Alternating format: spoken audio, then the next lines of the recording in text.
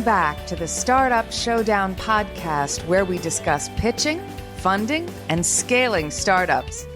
Join us as we interview winners, mentors, and judges of the monthly $120,000 pitch competition powered by Panoramic Ventures. We also discuss the latest updates in software, Web3, healthcare, tech, fintech, and more. Now, sit tight as we interview our guest and explore their journey through entrepreneurship. Lee Cantor here, another episode of Startup Showdown, and this is going to be a good one. But before we get too far into things, it's important to recognize Panoramic Ventures. Without them, we couldn't be sharing these important stories. Today on the show, we have Cory Yates, and he is with Recruiting Analytics. Welcome, Cory. Good afternoon, Lee. Thanks for having me. Well, I am so excited to hear about Recruiting Analytics. I know you're a recent winner at Startup Showdown at ATL in Atlanta. Talk about Recruiting Analytics. How are you serving folks? Yeah, so we essentially are a sports technology and data company that analyzes video to measure athleticism, and we help coaches evaluate players more effectively. So what's your backstory? How did you get involved in this line of work? So essentially, it started in 2019 is when I founded the company. And the company was inspired by the recruiting process that my son was going through at the time. And what I quickly realized was that the recruiting process for college football players or for high school players entering college had not changed since I was being recruited in the early 90s. It was subjective and it lacked data, and there was very little technology involved in evaluating players and then also identifying players. So I felt that there was an opportunity there to fill a need as it relates to leveraging technology and integrating data into the recruiting process. And that's really what the inspiration was. So what's your backstory in terms of your technical background to kind of connect the dots between the data and the physical activity that's being done that can be measured? Yeah, sure. So my background, I spent 20 years in corporate America as a merchandising executive, running various businesses from consumer electronics to exterior paint to in-stock kitchens. And so as my role as a merchandising executive, we used data and analytics in our decision-making process. And so that's in my DNA. And what I quickly learned in 2019 was that there was just a lack of performance data that was being utilized to evaluate players. And that particular void led me to say, hey, listen, why couldn't we bring to the table new athleticism data to help these coaches not only identify players, but also to evaluate them accurately in a way that is consistent with how they traditionally measure athleticism, which is through the use of video. So what our technology does is we extract new athleticism data from video, and we serve that up to college coaches, again, to help them make informed, data-driven decisions about the player's ability to play at the next level. So when you were younger and growing up, you participated in athletics at a high level, I'm taking it? Yeah, so aside from my 20-year stint in corporate America, I'm a former collegiate football player. I played at a small Division II program, so I was lightly recruited. I was one of those players that had the ability to play at the collegiate level, but was lightly recruited primarily because of lack of awareness. So I walked on, had an opportunity to earn a scholarship, became a starter, and then after my playing days, went right into coaching. And so I coached at the collegiate level before I went into corporate America. So recruiting analytics is a perfect blend of my passion and experience as a former player, coach, parent, and mentor as it relates to the recruiting process with my business analytics experience. Now, when you were in your kind of corporate job, were you still involved in athletics? Were you like, coaching, or you doing something on the side as maybe just for fun, or still involved in sports? Or did you kind of pause for that period of time and really lean into your kind of work? And then this all came back together when your kid, was going through your process and then you that kind of, said, hey, maybe I can make a business out of this? Yeah, that's a great question, Lee. No, I stayed close to the sport even throughout my tenure as a corporate executive. So I did volunteer coaching at the youth level. I was a community coach at the high school level throughout those 20 years. I also am a board member of a nonprofit organization by the name of I Dare You, which is an organization based here in Atlanta, Georgia, that mentors and trains high school student athletes to help them achieve their goal of playing college football on scholarship. So fortunately been a part of that program. We've helped over 300 student athletes earn athletic scholarships. So again, throughout that 20 years, I've been very close to the sport of football and very close to the recruiting process. Now, because of that, do you think that really helped galvanize your thinking when it came to democratizing this kind of information? Because a lot of people, I would imagine, are not recruited because of maybe bias, maybe it's subconscious bias, but they're not being seen. But if you can give people a metric that matters or analytics that they can get behind, that kind of takes some of this subjectivity out of the process, and it'll give them a better outcome, which I think that's what everybody would like at the end of the day. Absolutely. Yeah. So, I've experienced kids who I know from personal experience, having played and coached, that had the talent to play on Saturday, but they could not get the traction from a recruiter because the big question was either lack of size or there was a speed deficiency. And so what we're able to do is we're able to verify these athletes' play speed. So instead of relying on the 40-yard dash or maybe even a 100-meter time, we're able to verify how fast a player is in the context of a live game. And we serve that unit of measure up in terms of miles per hour. And then we contextualize that MPH data point to coaches by showing them where these athletes fall as it relates to their play speed relative to their percentile. And so not only do they get the raw data in terms of the max speed, miles per hour, but then we also provide context in terms of where they fall from a percentile perspective amongst their peers. And that's the kind of the ironic part about this, right? A lot of the way that they're capturing data, they're having the player do drills that aren't really, true football moves. Like a 40-yard dash, how often is a player running 40 yards, without being touched in space? And how useful is that information in a game when the person has to get off the line of scrimmage and make a move, in a step or two?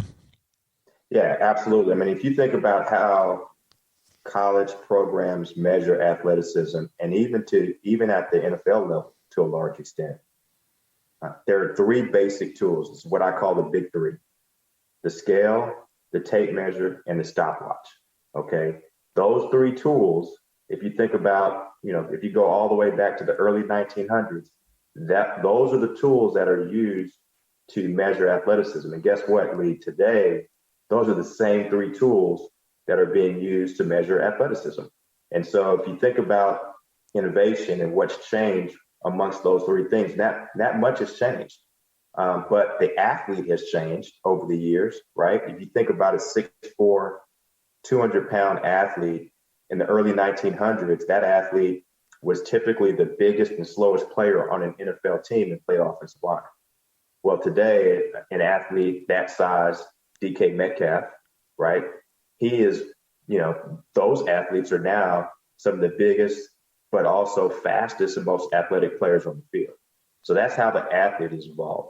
the tools to measure the athleticism hasn't evolved. And that's where recruiting analytics comes into play, because we're able to unlock athletic data from video and help coaches understand, hey, I know how fast this kid plays because I have his miles per hour metric. I know what his max speed is.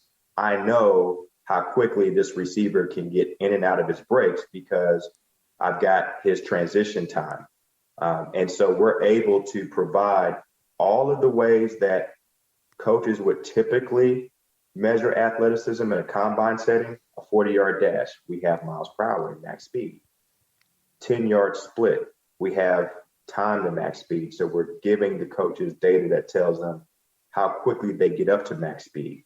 In a combine setting, they would typically use the shuttle or the 3-cone drill to predict their change of direction. Well, we take that guesswork out because we're measuring transition time. Again, how quickly can that wide receiver get in and out of his breaks? How quickly does that defensive back get out of his break?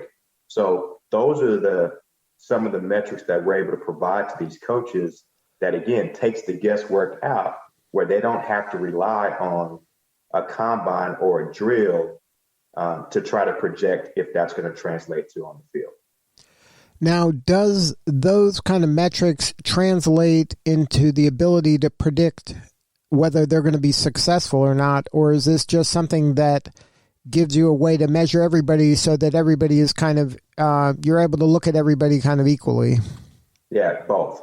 So what it allows us to do is it allows us to educate the coaches from a comp standpoint, right? So they can take the 15 receivers that they're considering.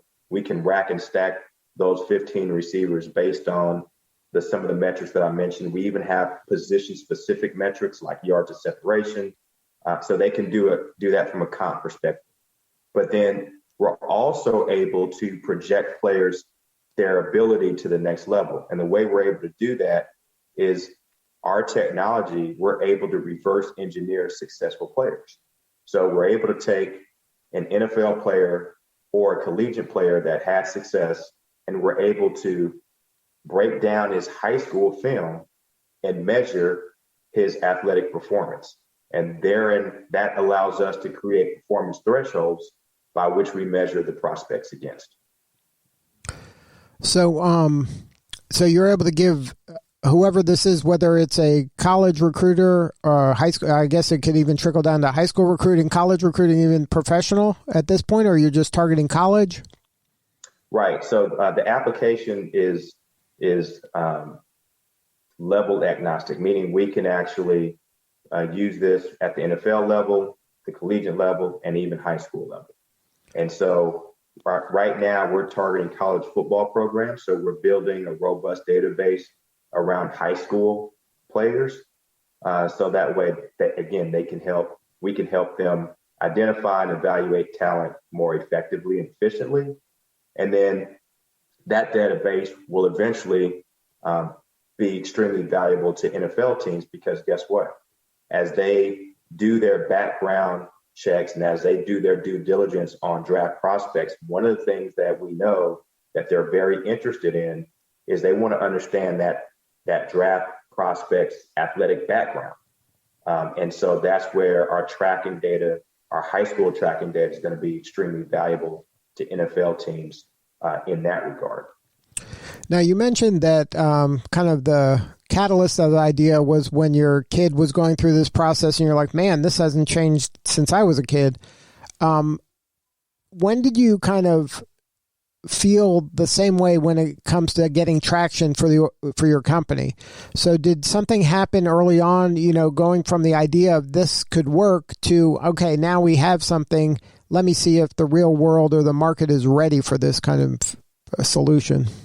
Yeah, I would say that there were kind of two moments, right? So the first came in August of 2019, where I went to the Player Personnel Symposium, which is the industry conference where all of the player evaluation executives attend, mostly college, a few NFL, and a few high school player personnel executives attend this conference. And so what I did was, at that time, we were still in customer discovery mode. So we had already talked to about 150 coaches about this concept of utilizing tracking data to help measure athleticism. And then we had wireframes of what this would look like in terms of a platform. And so I showed this wireframe to Drew Hughes, who at that time was the director of player personnel for the University of Tennessee, who is now a scout with the Jacksonville Jaguars. I showed him the wireframes. I said, "Hey, what do you think about this? Can you give me some feedback? I just need 2 minutes of your time." That 2 minutes turned into 40 minutes. And then at the conclusion of the discussion, he wanted to fly us over to Knoxville and meet with Coach Pruitt, who was the head coach at the time. And I had to press pause and say, wait a second, Drew. These are just wireframes. This does not exist. We haven't even developed an MVP yet. And so he said, well, let me tell you something. You guys are sitting on $1 million idea if you guys can make this a reality. So at that point, we decided to make the investment ourselves. Alfonso and I, my co-founder, Alfonso Thurman, we decided to make the investment ourselves. And then fast forward a few months later, we launched our MVP at the AFCA, American Football Coaches Association. We launched it there in January of 2020. And again, was met with tremendous positivity. It was received extremely well. And what we did not anticipate was the appetite for this data to be consumed by high school programs. And so we had several high school coaches come by our booth, and they wanted to know, hey, what's this buzz? What's this? I hear recruiting analytics. You guys are able to measure speed. Show me. I want to see the demo. And first couple of times we kind of turned it around. I was like, well, this is kind of for college coaches, not necessarily high school coaches. And we continue to get interest from that space. And so we said, hey, well, help me understand where do you see the value? How can we add value to your program? And they said, we love it because it helps us do a few things. One, it's a good benchmark to see how well our strength and conditioning program is working.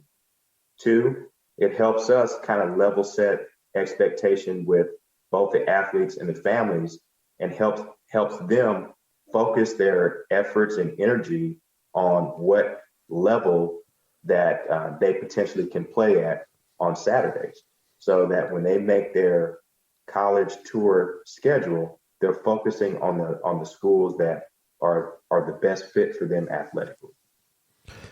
And this goes to the importance of this customer discovery phase of a startup. You learn some things that you probably didn't anticipate learning, huh? Absolutely. Yeah, absolutely. So that was a good thing. It was a great learning for us. We continue to learn. We pride ourselves on having a culture of curiosity. So we're always challenging ourselves and asking what if, and that's the only way we can continue to innovate and stay ahead of our competition. Now, as part of this startup journey, what has been the most rewarding part? Are you still working at your kind of corporate job, or are you kind of putting all the chips on the table for recruiting analytics? We jumped in feet first in July of 2019.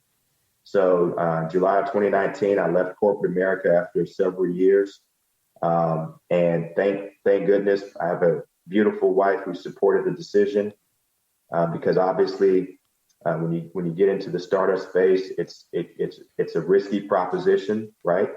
And this was before COVID, so probably had I had if I was privy to what was around the corner, I probably wouldn't have made the leap of faith.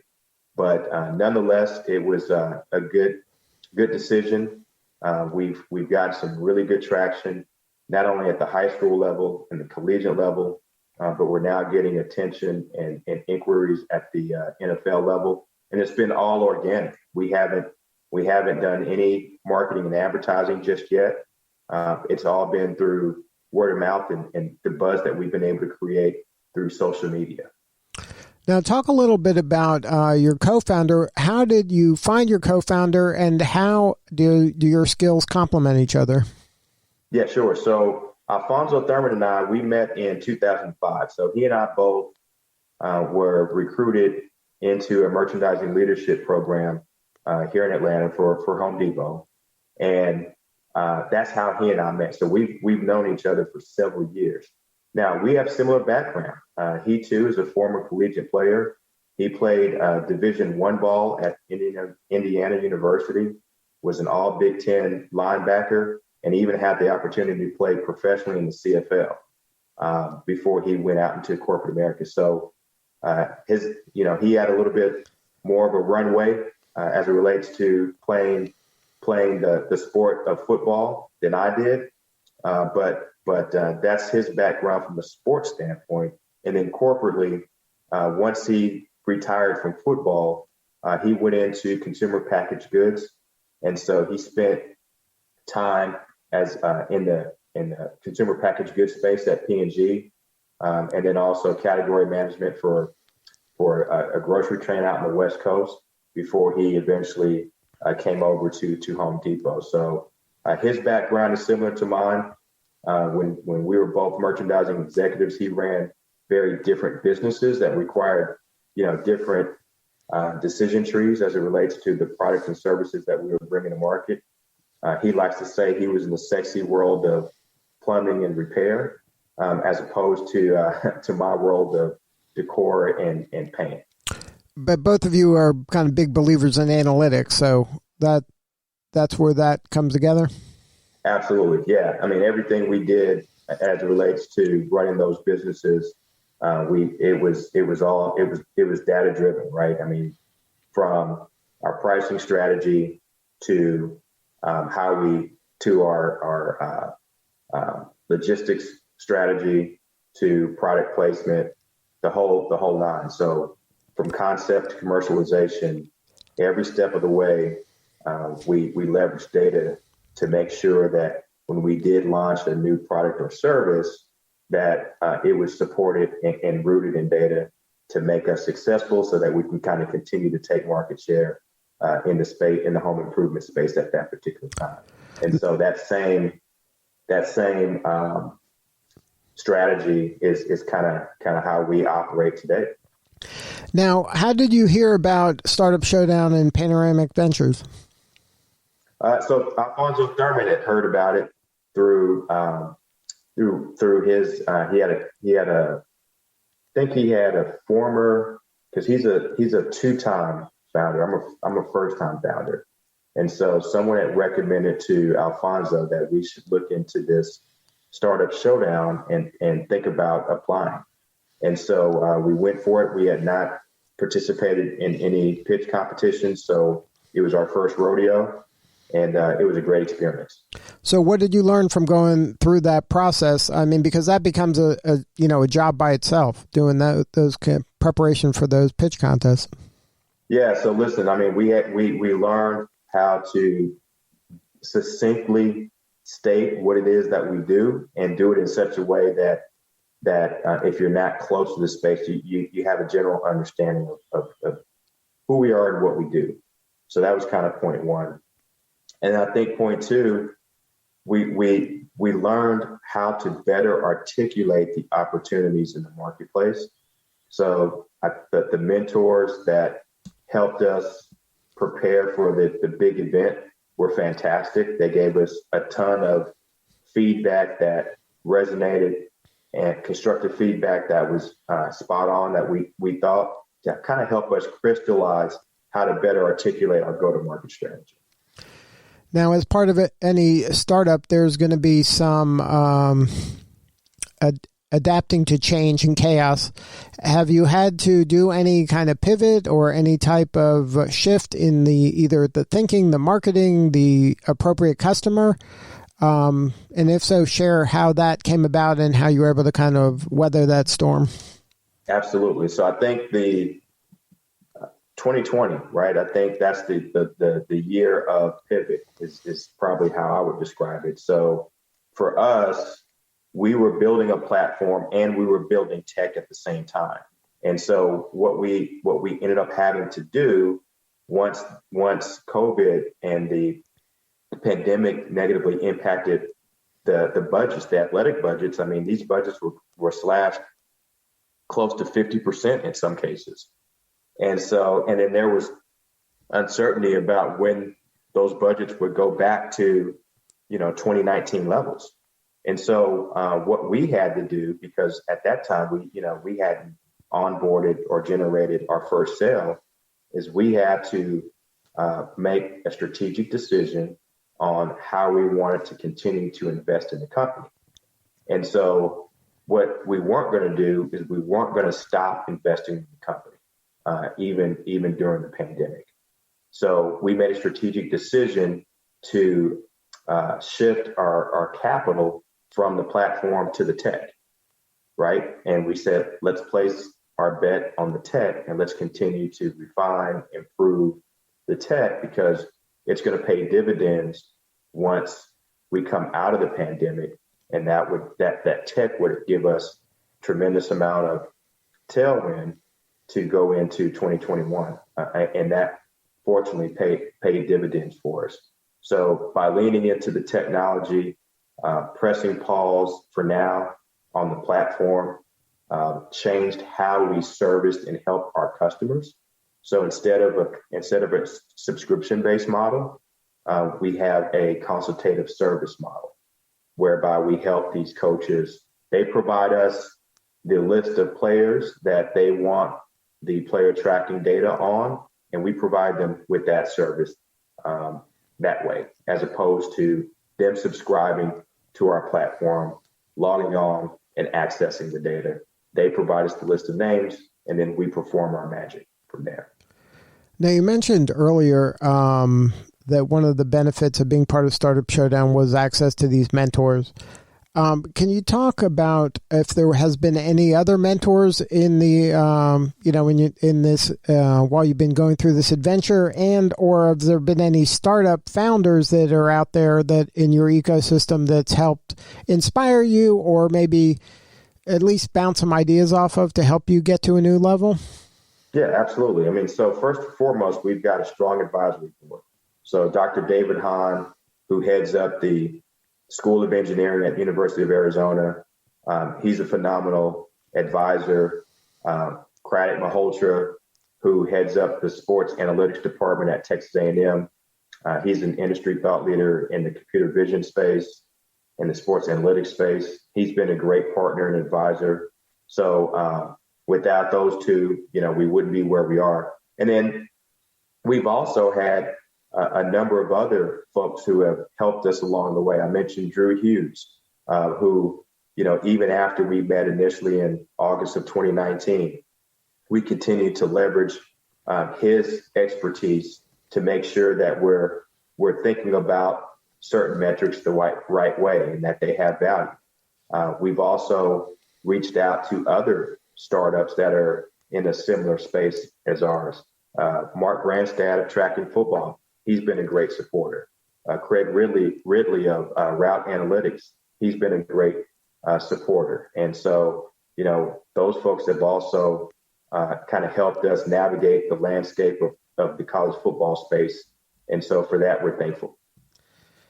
Now, as the leader of this organization, what's your superpower? What is it about you, or what is it that you bring to the table that's going to make this company a success?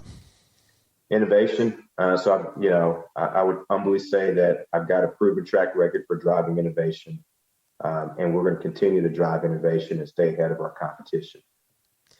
Now, do you have any advice for other startup founders about launching, about, just what you would tell them if you were in their shoes of just, they haven't pulled the trigger yet, but they're thinking about it?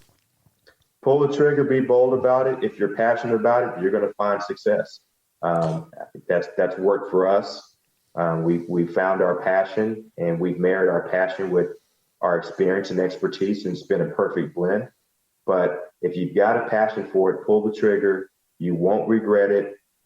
There's so many resources out there that you can leverage and lean on to help you navigate this whole entrepreneurial landscape. Because again, this is our first time. I've been an entrepreneur, but haven't been an entrepreneur. So certainly leveraging resources and asking folks questions to help navigate some of the landmines that are out there.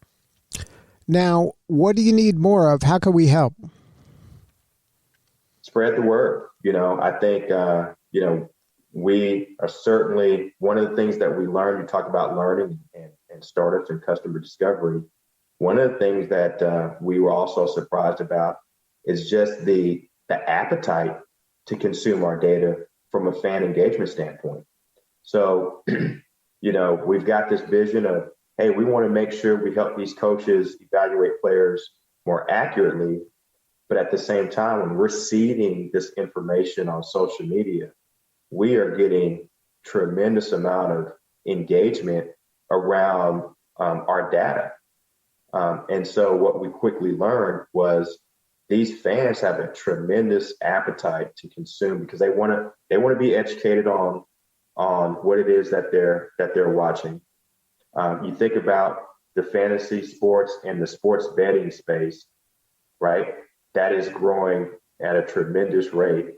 And so these fans are wanting as much information as possible to get educated on the game, to get educated on the players so that they can make educated decisions around whether it's fantasy or legalized sports betting.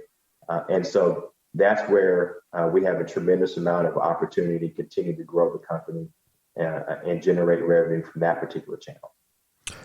Well, Cory, congratulations on all the success. If somebody wants to connect with you or learn more about your company, can you share the website? Sure.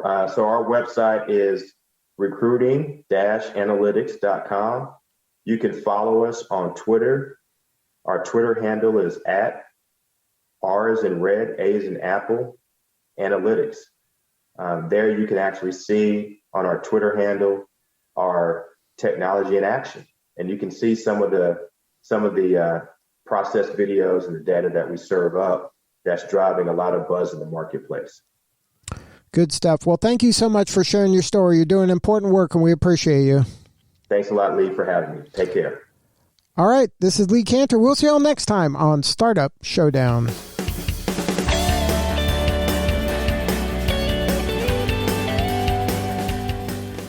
As always, thanks for joining us, and don't forget to follow and subscribe to the Startup Showdown podcast so you get the latest episode as it drops. To learn more and apply to our next Startup Showdown pitch competition, visit showdown.vc. Goodbye for now.